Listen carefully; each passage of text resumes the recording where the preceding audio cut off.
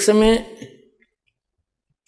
परमात्मा कबीर जी के भक्त थे, वो कहीं किसी अन्य पहुंच गए, किसी कोई भगतमती बहन थी यानी कोई सेविका थी, उसके वहाँ चले गए। परमात्मा के जाने के बाद ये अपने आप मनमुखी संत भी बन जाते हैं, लेकिन भक्ति करने से थोड़ी बहुत उनके अंदर वो साधु गुण अवश्य आ जाते हैं।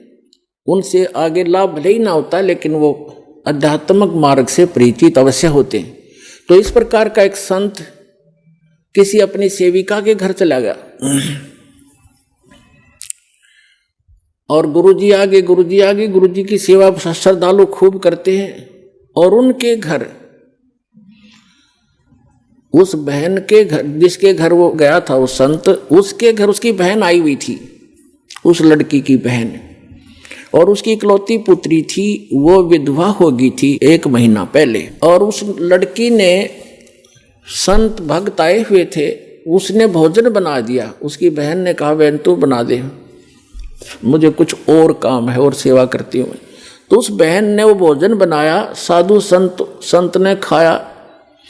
सुबह उठ के उसको सारी रात सपने आए, मेरी बेटी विधवा होगी, हे भगवान क्या होगा, मेरी बेटी विधवा होगी, इसके तो बालक भी छोटे छोटे हैं, अब इसका क्या हाल होगा है। आगे दूसरा पति, उसका भाई भी नहीं था पति का, बटेऊ का, अब इसका क्या रहा होगा, यानी इतनी चिंतित थी।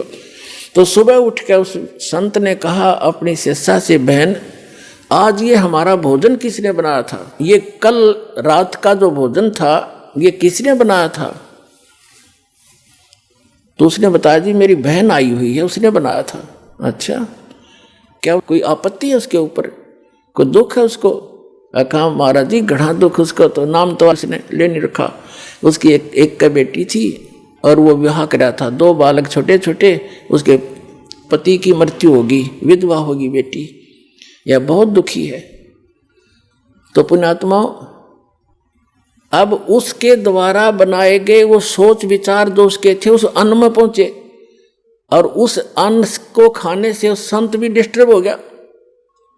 और इसी प्रकार आप इस भक्ति, जैसे बहन बेटियां हैं, अब क्या करती हैं, मोबाइल परमात्मा ने चला दिए और बहुत से सिस्टम ऐसे चल गए हैं। ये इतना सहज मार्ग है पुण्यात्माओं, जैसे आरती करते हो, सुबह का नित्यनेम भी करते हैं, क्योंकि इसमें मानसिक काम नहीं है। जैसे खाना बनाना इस रूटीन है। अब जैसे गाड़ी चलाते हैं, अब उसमें मानसिक काम घना नहीं होता, अभ्यास हो जाता है इनका, अपने हाथों का अपने आप ही। तो उसमें भगवान की भक्ति, जैसे आरती लगा दी, आरती भी करता रहे और काम भी करता रहे। जैसे बहन आरती करती हैं या मंत्र करते करते नाम आरती, रोटी बना रहे हैं, मंत्र करने लगे, तो उनका असर उस अन्न में भी होगा और खाने वाले को भी वो अनुकूल करेगा, उसमें उसका लाभ देगा। तो इसी प्रकार ये साधना ऐसी है, इससे पूरे विश्व का कल्याण हो जाएगा।